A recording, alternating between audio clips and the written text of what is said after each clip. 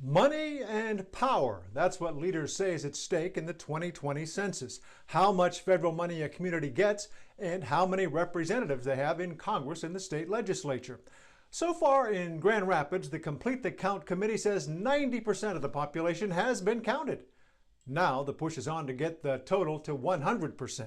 I'm with the U.S. Census Bureau. Okay. We're here to do a census questionnaire. The good news is that almost 90% of Grand Rapids residents have already been counted. Our focus is to get that remaining 10% counted. My name is Lou Canfield, the city's Complete Count Committee liaison. Why is it important? An enormous amount of federal funding flows into our community based on the census count. You need to be counted. I need to be counted. We all need to be counted. My name is Ana Jose. I work for the Hispanic Chamber of Commerce. It's going to help each and every one of us. We need those funds. How much? $18,000 per person over the course of a decade. Most of it flows to schools, hospitals, health clinics, social service providers, and others who help support a high quality of life. Like Medicare, daycare, and arts education. The resources that we receive from the census are it's incredible. I'm Mike Perez. We're talking to our Hispanic community specifically right now. It is so important that we participate actively in this great democracy of ours. Every answer you give is completely confidential. They're not going to ask you whether you are a citizen or not. None of that stuff matters. My name is Gertrude Kroon,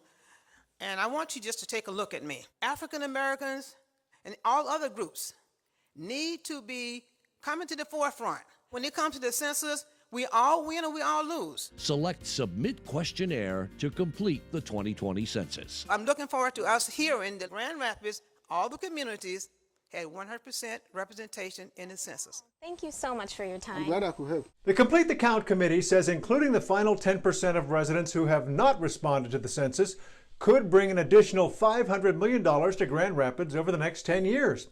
The count is scheduled to stop at the end of September, so there is still time to respond online with a phone call, mail-in questionnaire, or to an enumerator if they knock on your door. I'm Phil Dawson. This is Phil Dawson TV.